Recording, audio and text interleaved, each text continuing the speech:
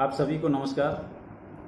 व्याख्यानमाला की इस कड़ी में आज हम चर्चा करेंगे हिंदी साहित्य के आधुनिक काल के एक प्रख्यात कवि साहित्यकार मैथिली शरण गुप्त की, जिनको राष्ट्र कवि की उपाधि भी दी गई। मैथिली शरण गुप्त का जन्म 1943 में चिरगांव जिला झांसी में हुआ। उनके पिता सेठ रामचरण भी कुछ एक काव्यों की रचनाएं वो कर चुके थे और उनका सीधा सीधा प्रभाव मैथिली शरण गुप्त के ऊपर पड़ा। मैथिली शरण के एक अनुज भी थे सियाराम शरण गुप्त, जिनकी भी अनेक रचनाएं हिंदी साहित्य के इतिहास में हैं। मैथिली शरण गुप्त शुरू में रचनाएं नहीं किया करते थे, लेकिन महावीर प्रसाद द्विवेदी की सरस्वती पत्रिका में उन्होंने सबसे पहले एक लेख लिखा और उस लेख के माध्यम से ही उन्हें ख्याति प्राप्त हुई। उसके बाद आगरा विश्वविद्यालय ने उन्हें डीलिट की उपाधि से नवाजा। अनेक भाषाओं में उन्होंने अनुदित कार्य भी किया। बंगाली, मराठी और संस्कृत आदि भाषाओं का सम्यक ज्ञान भी उन्हें प्राप्त था।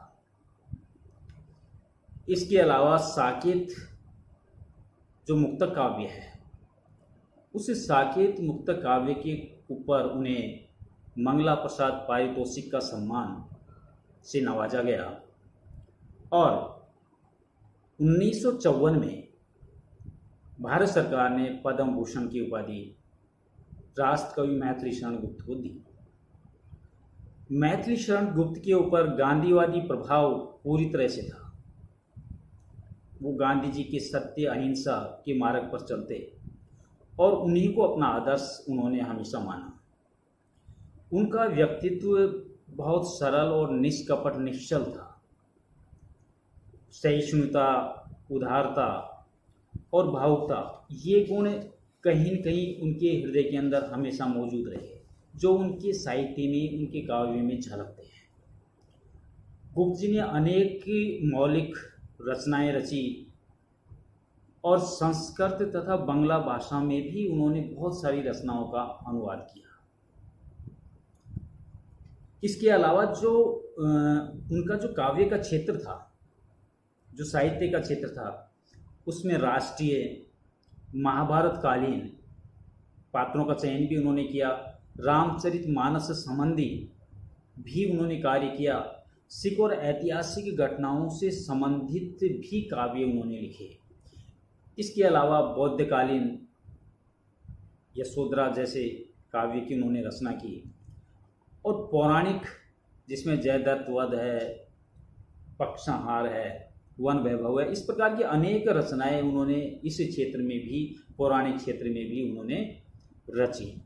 इसके अलावा काव्य के क्षेत्र हो, चाहे नाटक के क्षेत्र हो, चाहे और किसी विधा के क्षेत्र हो, निबंध का क्षेत्र हो, उन्होंने अपना कार्य बखूबी से निभाया। इसके अलावा बहुत सारे विषय ऐसे भी रहे जिन विषयों पर वो खुल कर के बोले अपने साहित्य के माध्यम से।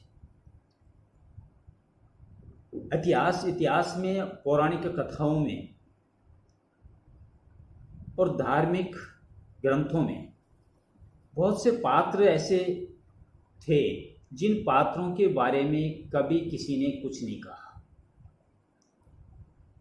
उन अनछुए पात्रों की अपनी जगह एक महत्वपूर्ण भूमिका थी, लेकिन उस भूमिका को कोई समझ नहीं पाया।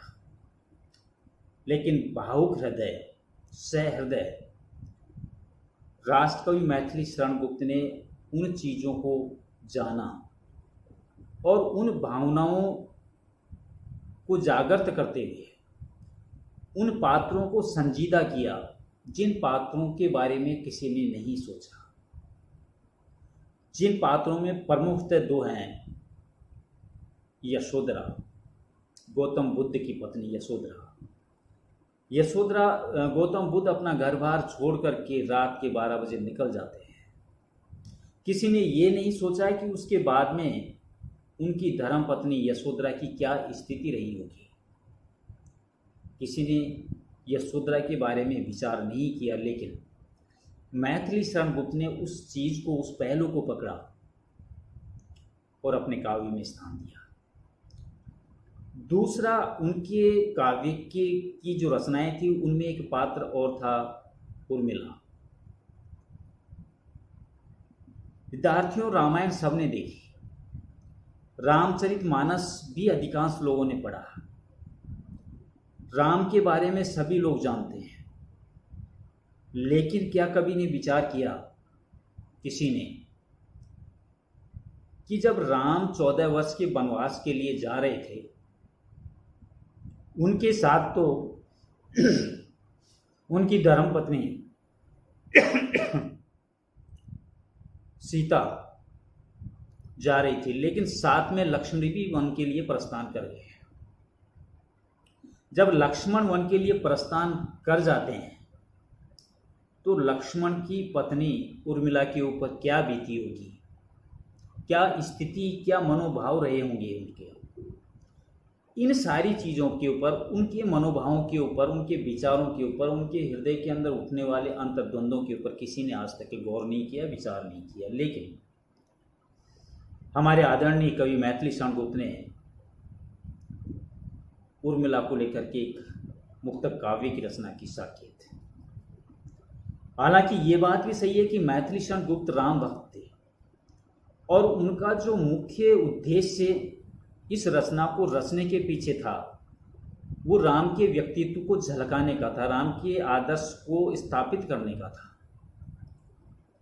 लेकिन आगे जैसे ही वह काव्य बढ़ा, उनके दिलो दिमाग में एक प्रसंग आ गया जो साकेत के 9वें सर्ग के अंदर है, और वो प्रसंग था उर्मिला की विरह वेदना।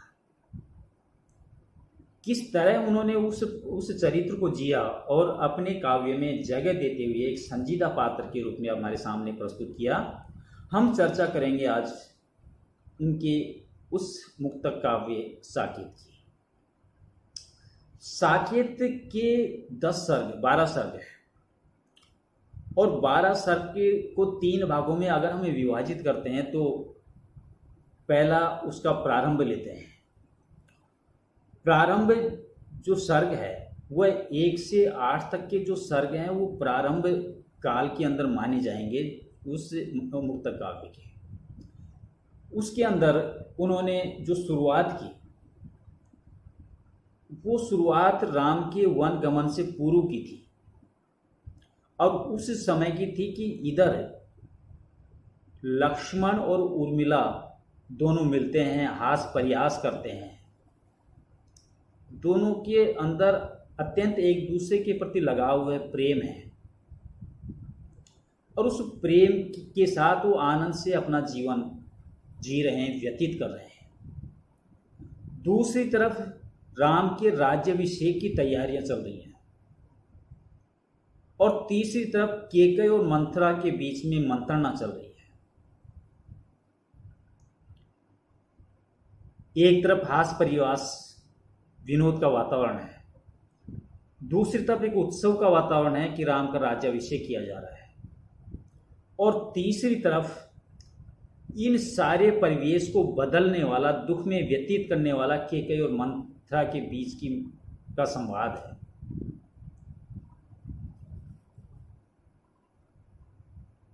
उनके बीच का संवाद उन दोनों खुशियों को तिरोहित कर देता है, खत्म कर देता है, और राम, लक्ष्मण और सीता केकई के द्वारा लिए गए वचन, महाराज दशरथ के द्वारा दिए गए वचन का प्रयोग करते हुए वो ये मांग करती है कि भगवान श्री राम को 14 वर्ष का वनवास दिया जाए।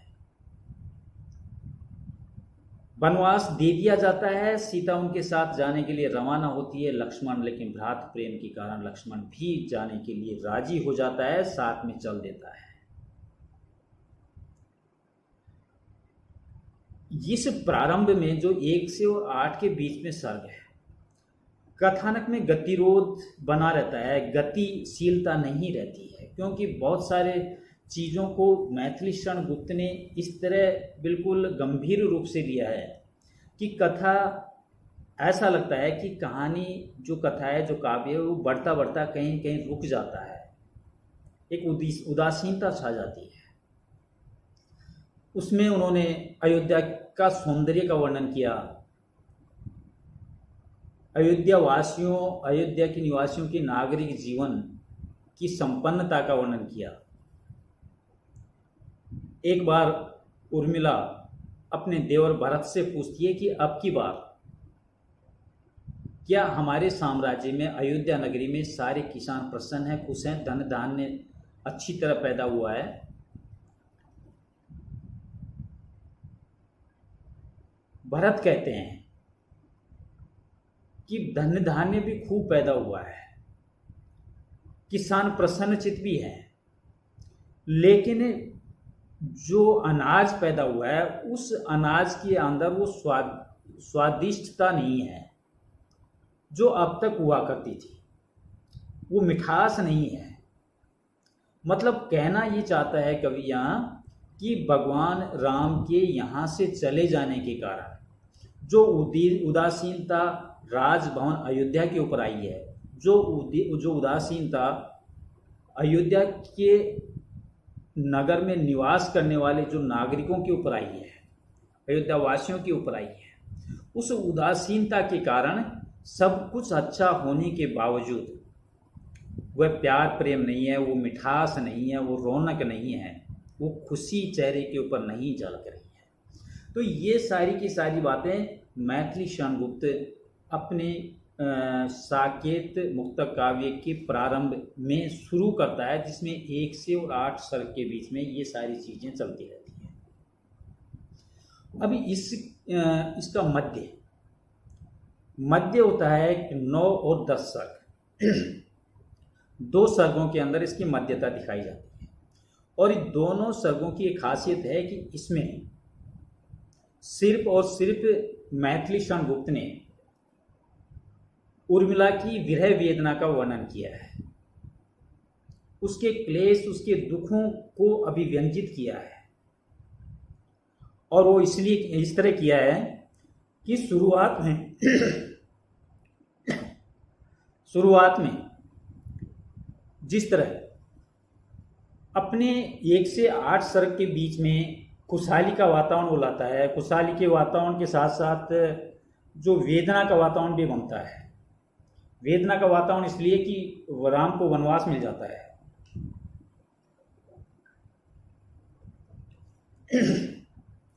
तो वो जो एक साथ रहने की जो खुशियां थी, जो प्रेम था, जो आनंद था, वो खुशियां, प्रेम और आनंद कहीं कहीं स्मृति में हृदय के अंदर जमा है। लक्ष्मण उर्मिला को छोड़ करके जा चुके हैं, लेकिन लक्ष्मण की यादें बराबर उर्मिला के जहन में बनी हुई रहती हैं। वो जो गत स्मृतियां हैं और घटनाएं हैं, वो गत स्मृतियां और घटनाएं उर्मिला की विरह वेदना को जागृत करती हैं, जगाती हैं, दुख पैदा करती हैं। छात्रों, हम इस परिवेश से हटकर के अगर एक साधारण रूप से बात करें, अगर 2 व्यक्तियों के बीच में अटूट प्रेम हो, अब वो अटूट प्रेम होने के बावजूद किसी कारणवश वो लोग बिछुड़ जाते हैं। कहते हैं कि प्रेम का अंदाजा बिछुड़ने पर ही लगता है।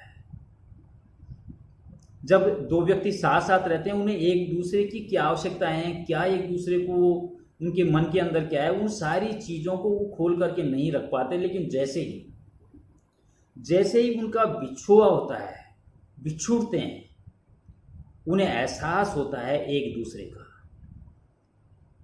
प्रेम क्या है, उस प्रेम का अंदाजा बिछुड़ने पर ही लगता है। और तब उस व्यक्ति की, बिछुड़ने वाले व्यक्ति की हर चीज याद आती है, हर बात याद आती है, उसकी हर हरकत याद आती है, उसकी अच्छी और बुरी बातें याद आती है।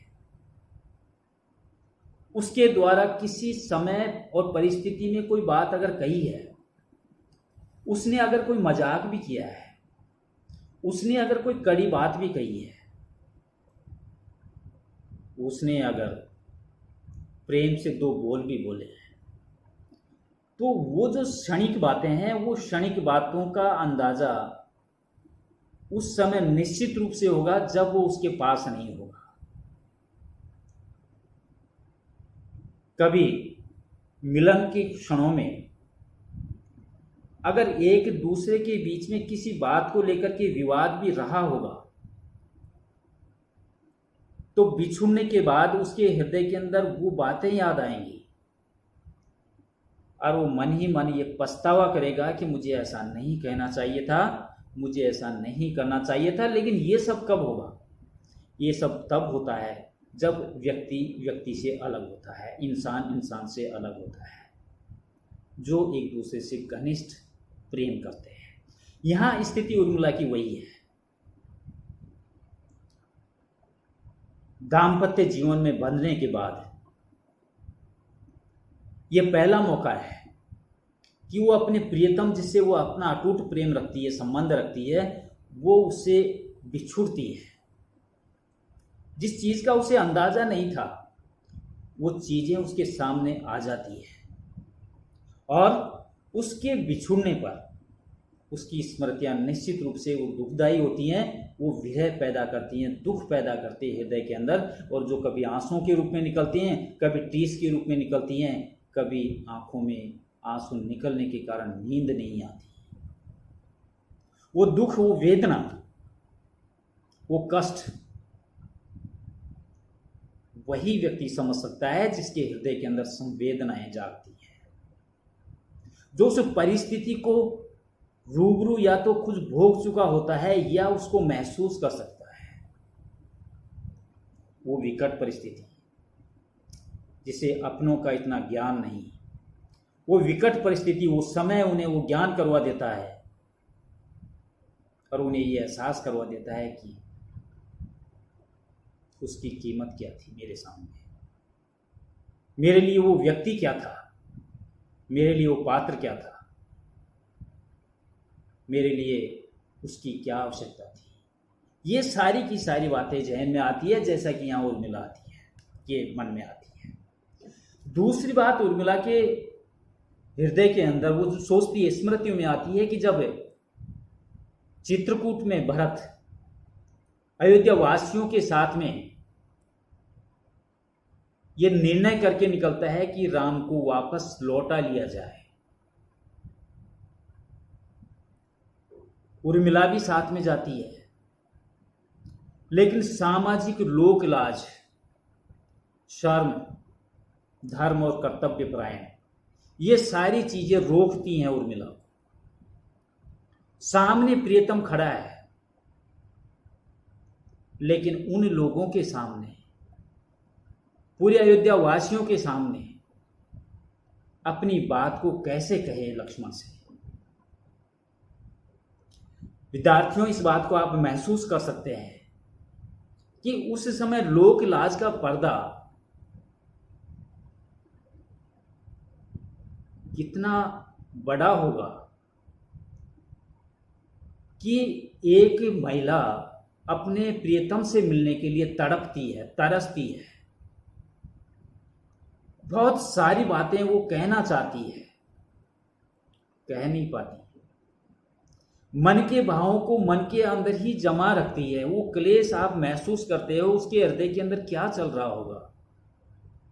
उसको ये पता है कि आज के बाद में 14 वर्ष तक मैं अपने प्रियतम को नहीं देख पाऊंगी। ये सुनहरा अवसर विधि ने उसे दिया है, लेकिन विधि के द्वारा दिया गया वो अवसर वो गंवा देती है, क्योंकि गंवाना उसकी मजबूरी है। वो अपनी भावनाओं को जागृत नहीं कर सकती। कर्तव्य परायणता की निशानी भी यहां पर इसलिए झलकती है कि वो अपने अपने दर्द को बता करके लक्ष्मण को कमजोर नहीं करना चाहती। वो ये भी चाहते हैं कि उसका मान सम्मान से सिर हमेशा ऊंचा रहे, और उसे ये पता है कि अगर मेरे दर्द का एहसास मैंने अपने प्रियतम को करवा दिया और प्रियतम अगर उल्टे पैर चले आए तो मेरा मान मर्दन हो जाएगा। समाज में मेरी कोई इज्जत नहीं रहेगी, लोगों की सोच मेरे प्रति बदल जाएगी, जो वो कभी नहीं चाहती थी। तो इतना सब कुछ होने के बावजूद भी वो अपने अपनी वेदना को, अपने दुख को, अपने क्लेश को अपने हृदय के अंदर सजोए रखती है। उर्मिला सोचती है, क्योंकि एक तरफ राम के साथ में सीता वनवास में जाती है, दूसरी तरफ उर्मिला लक्ष्मण के साथ नहीं जाकर के अपने राजमहल में रहती है, अपनी वाटिका में रहती है। वह कहती है कि सीता ने तो वन में जाकर भी वाटिका जैसा आनंद प्राप्त कर लिया, और मैं वाटिका में रहकर भी वन जैसा महसूस कर रही हूं। आप उस वेदना को समझ सकते हैं। इस आदर्श को प्रस्तुत करके उर्मिला ने अपने आप को तो स्थापित कर लिया, अपने दुख और क्लेशों को पी लिया, अपनी वेदना को जगजाहिर नहीं किया।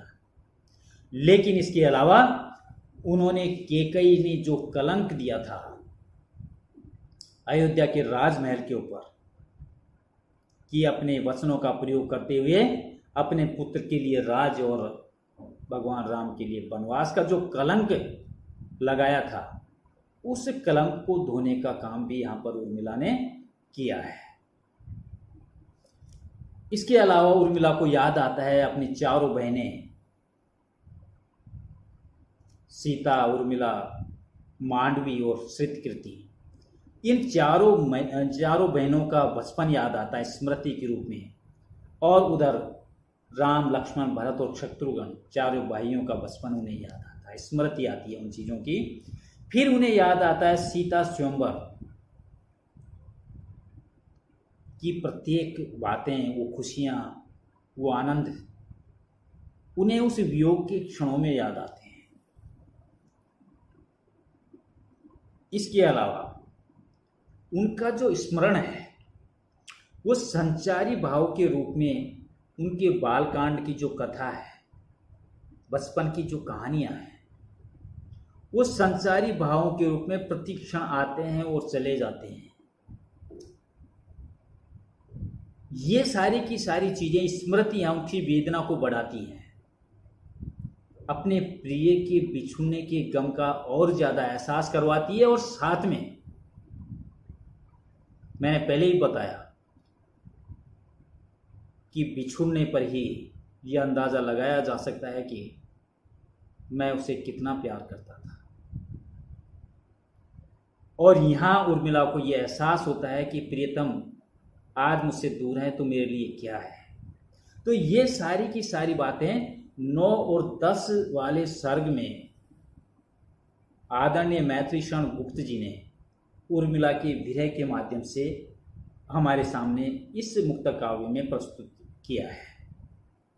अब इस साकेत का अंत वो किस तरह करते हैं, मैंने आपको पहले भी बताया था कि मैथिलीशरण गुप्त राम भक्त हैं, और वो हकीकत में राम के आदर्श को ही प्रतिपादित करना चाहते हैं, स्थापित करना चाहते हैं, और वो उन्होंने किया।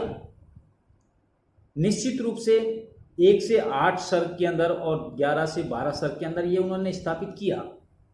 बीच में जो इसकी जो मेन बॉडी कह सकते हैं, इसका जो मेन भाग, मुख्य भाग कह सकते हैं, उर्मिला का विरह वेदना, जो इस पूरे काव्य में एक 4 चांद का काम करता है।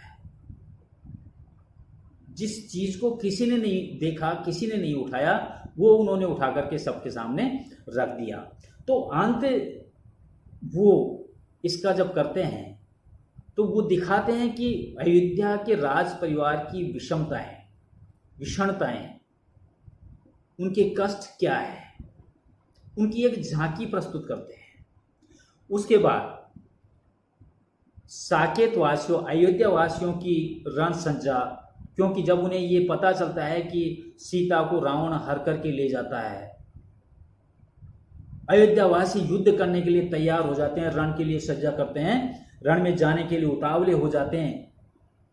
लेकिन तब वो जब उन्हें विशिष्ट गुरु वशिष्ठ के द्वारा ये जानकारी मिलती है कि वहाँ जाने की आवश्यकता नहीं है, राम स्वयं ही सक्षम है, वे विजय प्राप्त करके लौट करके आएंगे। वो रुक जाते हैं।